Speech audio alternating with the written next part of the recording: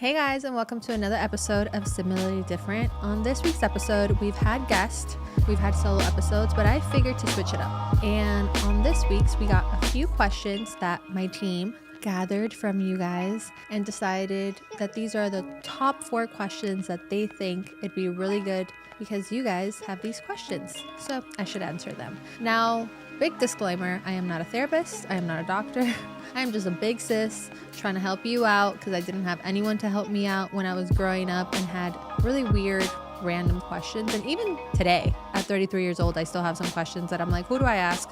Sometimes it's my therapist, sometimes it's friends, sometimes it's family. Depends. But we gathered these questions and I have not seen them. They were going to send them to me on the way here. And I said, don't send them to me. I genuinely want to read them for the first time when I'm on set and give you my genuine opinion. So here we go. Do you feel the need to be on or to perform when you meet people in real life because you have to be on for social media? I think that it's so funny because I do have a different voice. And weirdly enough, I know that Paris Hilton has a different voice and so does Ariana Grande. And with Ariana, I think she just plays so much with her throat and vocals throughout her life that it has changed in that. Paris Hilton, if you watch her documentary, she talks about that. But for me, I do feel like I have different personas, and I talked about it in another episode that when I go on walks with my friend, he always makes fun of me because it changes my fluctuation, my accent, and I think to answer to this question, I do feel like I have to be on a lot of the times and be ready. You know, there's that quote, if you stay ready, you don't have to get ready. That's kind of how I live my life. And I am not saying that this is healthy whatsoever. And I'm probably showing my toxicity right now in the sense of workaholic, perfectionism, and all those sense. But to answer transparently, I do feel the need to be on all the time because I'm in such a building, I don't even know if it's season, decade of my life, it feels like, that there's so much I still want to do, but there's also so much grace I try to give myself that I walk a thin line of, I think more than anything in the last 6 months, understanding, yes, you have to be on, but when I'm off, I'm off. And more than not lately, I have been asking my friends, my coworkers, the people I do projects with, to truly understand that. And that when I'm off, I just have to give time to myself. Recently, one of my closest friends, Jamie, got engaged and I'm so proud of her. And I actually have been feeling a lot of guilt because I haven't been able to celebrate her. And I want to celebrate her in my way and in the way that I feel she deserves to be celebrated for it. But I have been on so much that every time when she's asked me to hang out, it's been with a group of people and I just don't have that bandwidth right now. And I don't have the bandwidth to meet new people. I don't have the bandwidth to get to know other people. And instead of having to deal with the fact of they may get a bad reflection of me, I've just tried to be more honest with myself in saying I can't. So I feel that while I do need to be on when I'm meeting people in real life, I also am giving myself the grace to know when my battery is depleted, don't force yourself to be on. You don't have to be in that room. And you can give yourself space to recharge, to recalibrate, and to just have a moment with yourself. So I don't know if that really answers the question, but I hope it does to a certain extent. But that's just my sancocho of an answer. And if you don't know what a sancocho is, it's basically like a big stew with a lot of vegetables in Latin America. Number 2, do you struggle with internal voices after having what society would call a failed marriage? Okay, questions. Jesus. I think in the beginning I did. I definitely talked about it in the divorce episode where you are your worst critic before anyone else. I was talking to a friend today about something really hard that she's going through right now. And I told her, I said, I'm not going to give you my point of view. And I can guarantee you that I don't have a paragraph, a sentence, or even an opinion about what you're choosing to do in this situation and what you may be going through because you have all of that so much in your head on your own that I don't want to add to it. And I definitely had a lot of internal voices. I had a lot of people voicing their opinions out loud from both sides of the spectrum on it. But I think that I grew so much through it that I'm so proud of who I am today. And a lot of people are like, oh, you probably don't want to get married. And that's so far from the reality. I want to get married again. I believe in marriage. I believe in partnership. I think the marriage that I had fulfilled what it needed to fulfill. I think that it was such a growing process for both of us, and we were so young, mentally, spiritually, financially, in career, that would I do things differently today? 1000%. But there's so many things in life you would do differently that you still want to achieve, that you still want to tap into, that you still want to explore. So I think I have been able to grow out of listening to the internal voices when it comes to that topic, and kind of just listen to myself and lean more on the growth from it. How do you handle dating in this world of dating? In this world of social media / dating apps, I struggle moving the conversation from the screen to real life. Any advice? You know what's the weirdest thing? When you really click with someone on text messaging or on an app, whether it's Instagram or an actual dating app, and then you meet them and that chemistry is not there. And whether it be from anxiety, nervousness, walls up, and that's something you just can't prep yourself for. You know, you're just like, dang it, you're not as cool or as smooth. Or it could be you. You're like, I know I'm like dry now. And I think moving the conversation from screen to real life a lot of the times comes from how comfortable do you guys become, but in the same essence, not being so comfortable in just the screen time. So what I mean by that is, of course, if you're doing screen time because it's a long distance, it's a little bit different, but I don't need to be talking to you for weeks at a time before meeting you in real life. Like, I should be talking to you, in my opinion, within 24 to 48 hours after getting to know you on screen. And I don't know if you guys are going to think that's a little crazy, but I recently read a Thread conversation. If you're not on Threads, it's actually pretty cool. I don't know what happened, but the engagement went up on it recently. And somebody was saying, what do you think is the timing that you should go from talking to dating exclusively in a relationship? And this girl wrote 2 years. I said, girl, what you mean 2 years? So many things can happen in 2 years. And for me, I think it just depends on who you're talking to, because everybody has different timelines, right? But for me, if I meet you on an app or on anything social media and you want to get to know me, at most within a week, we should be meeting face to face, because time's a ticking, 1. And 2, you just don't want to get too comfortable with the screen time where it becomes your safety blanket, in my opinion. So if you've already had a few months, it might be a little bit weird, but I think creating like, okay, when is this going to happen? And then making those consistent. Like, if you're dating someone or if you're talking to someone, I don't even know what the terms are nowadays, but if you're talking to someone, you should see them, in my opinion, within the first like 24, 48 hours or a week. And then after that, at minimum once a week, to try to get to know them on a physical level. And what I mean by physical is like doing an activity like golfing. I don't know why golfing came to mind. I suck at golfing, mini golfing. Or, I don't know, going for a walk, going for ice cream. Everything also doesn't need to be so grandiose. You know, it can be so simple. You could go for a walk, you could go to the mall. If they have a pet, or if you have a pet, you want to come with me to walk my dog to a dog park, and making things a lot more casual so it could start an organic friendship. I think more than anything, what's really important and what people are missing nowadays is building a friendship. But don't get so comfortable in the friendship and understanding that this person is hanging out with you because they actually want to build with you. And I think a lot of the times that's more what happens, is that you fall into the flow of, this is cool, why do we have to move it anywhere else? And it's like, because that's how relationships grow, and that's what you're supposed to do. Also, let's be honest, like, this is for the ladies and for the men, but courting still needs to exist in 2024. I don't care if the woman is well off. I don't care if the woman is not well off. Now, it all depends on who you are attracting and who you are giving your time to. But unless the man is sick in bed in the hospital or he is out of town, there is no reason why this timing of you talking to someone on a screen should go for longer than a week. Because at that point, you're just creating this comfortability of not having to do things and not having to really, I don't want to say create the pressure because I hate that word, but create intentionality in getting to know the other person. Intentionality in getting to know someone is so key and important. If you're not doing activities with me, you don't know how I'm going to react.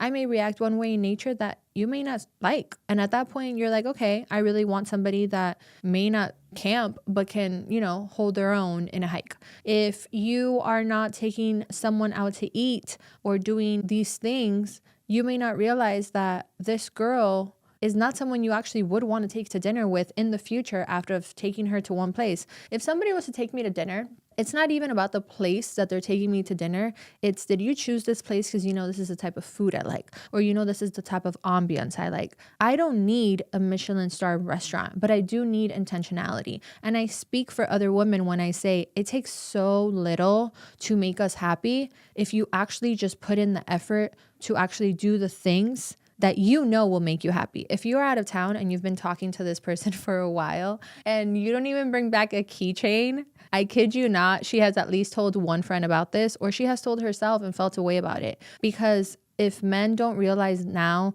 that not only are women very detail oriented, but remember the small things, we all want to know that you thought about us or you're thinking about us when you're away. So it's just little things like that I think makes sense, that a lot of the times in today, 2024, I think men forget to court, maybe because of the accessibility that there is to so many women, that you have to do so little to get an attention, to get a like, to get a comment, to get a compliment.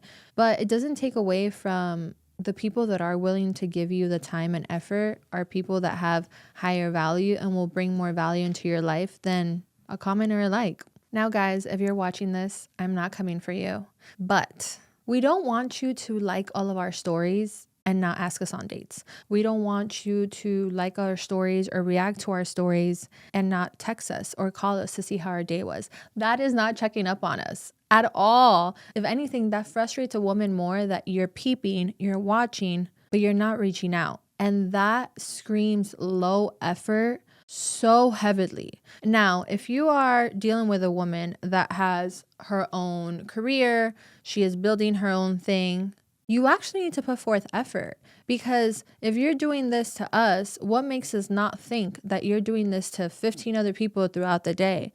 What makes us feel more special than that, you know? And I said it earlier, where it really doesn't take a lot for a woman to be happy. And I think a lot of the times the wonder or concern of, is this the best that I have, limits a lot of guys from doing things. Or maybe, is she going to hurt me? But the same goes for the women. And I think that I wish and I hope, and I actually was having a conversation about this the other day, that I think relationships are starting to come back in style for a lot of people who are dating. And I've been seeing it, even like the way marketing and social media has been blending. And I really hope for that, because there's nothing more attractive than a guy being about you, especially in this day and age where I'm at. I don't want to play the games. I don't want to guess. I don't need to see you being the number one fan of all these people on social media. And the guy that tells you that social media is annoying or whatever, well, you're annoying by responding to everyone's stories, honey. Like,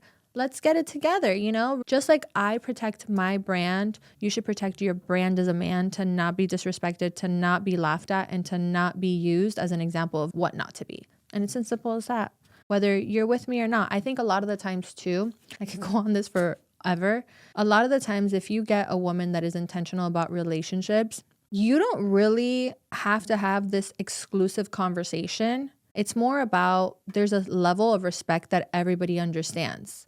But when a man mentions the whole topic of, you're not locked in, we're not exclusive, we're not this, it is so unattractive to a woman, because at the end of the day, what you're letting her know is that whether you are or aren't doing something on the side, you still have that in your mind. And if that's the case, then maybe get someone that's more like that. Because I know the girls that I'm around and the girls that I surround myself with, we want to build with someone that intentionally wants something. And you're not going to know that off the first date, but you're also not going to be wondering if this person is even worth your time when you've been talking to them for a few months. So understanding and knowing like when to grow up. All right, the last question. Do I want kids? What advice would you give me as someone who wants kids but is scared of passing down childhood trauma?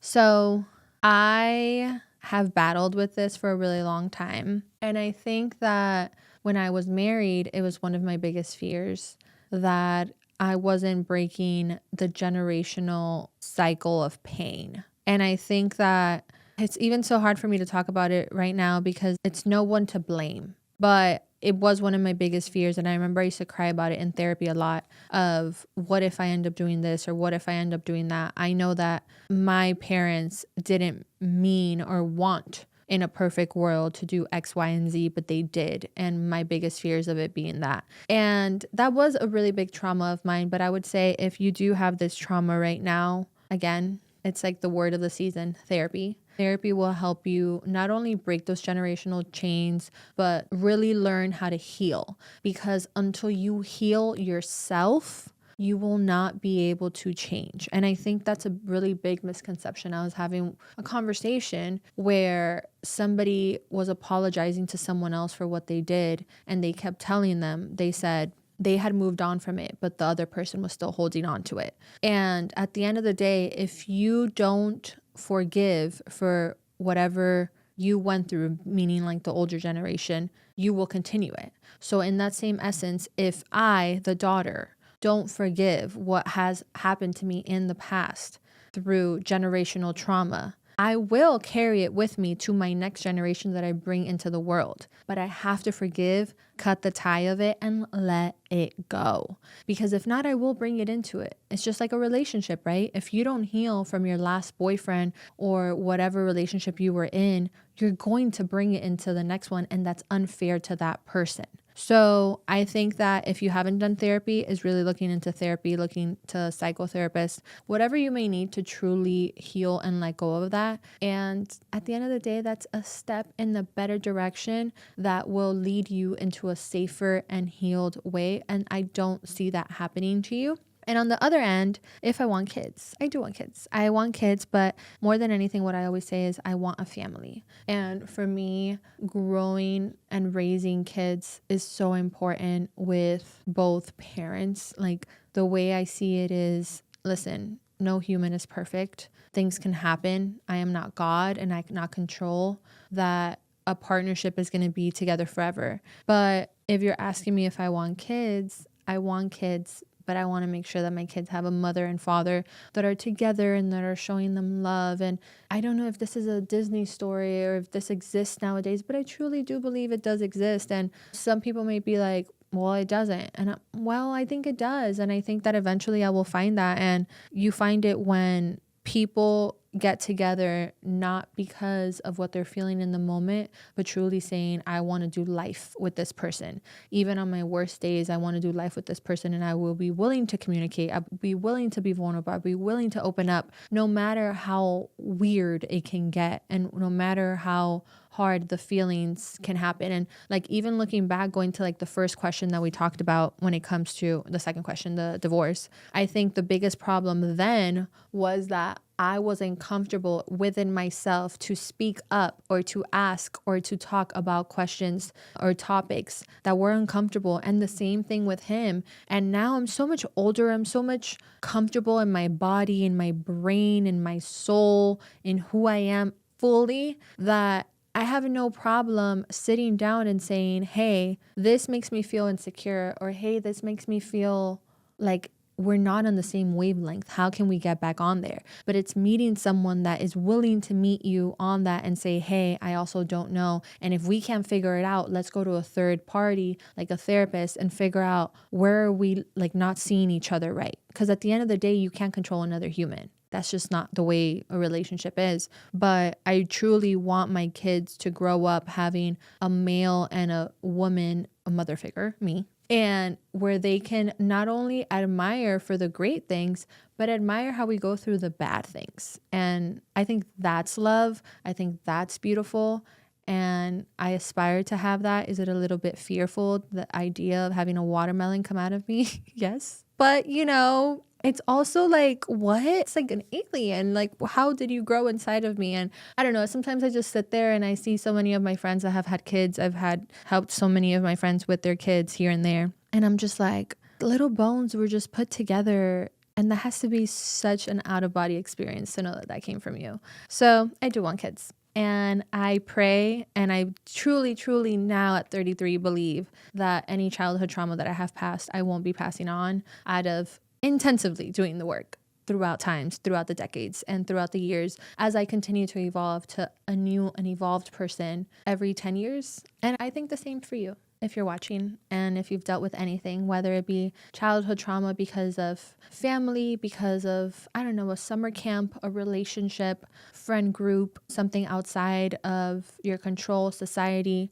Heal so that you don't hurt an innocent that you actually love and you don't mean to hurt. But yeah, so those are my 4 questions for this episode. I think it's pretty short, but I hope you guys got something out of it. And the next few episodes you guys may see are going to be a little bit different. And I hope you guys take them in and really just sit with them for a second. I was talking to my producer today and I was telling her, I was like, I see this season as an album, and I feel like a lot of artists, and I always compare everything to music, but I feel like a lot of artists don't come up with their album title until the end of the album, because then they see what the compilation of music has created for this album. And I truly feel like season 1 has been removing the masks of so many things, removing the masks of marketing when Sam was on, removing the mask of our 20s when Kavanaugh was on, removing the mask of divorce and marriage when I talked about that.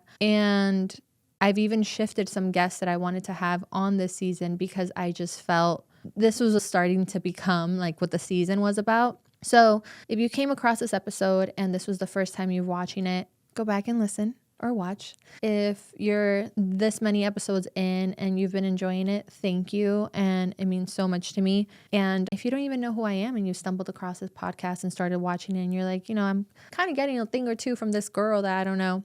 Well, I've been taking off the mask on almost every sector of my life. And I think that in that, I've gotten messages, I've gotten letters, I've gotten emails, I've gotten comments from you guys. And I just feel like at this point, I have to release a really big mask that I've had for a really long time, like almost over 10 years. So I hope you guys enjoy this episode and stay tuned for a few of the ones coming up, which are really personal. So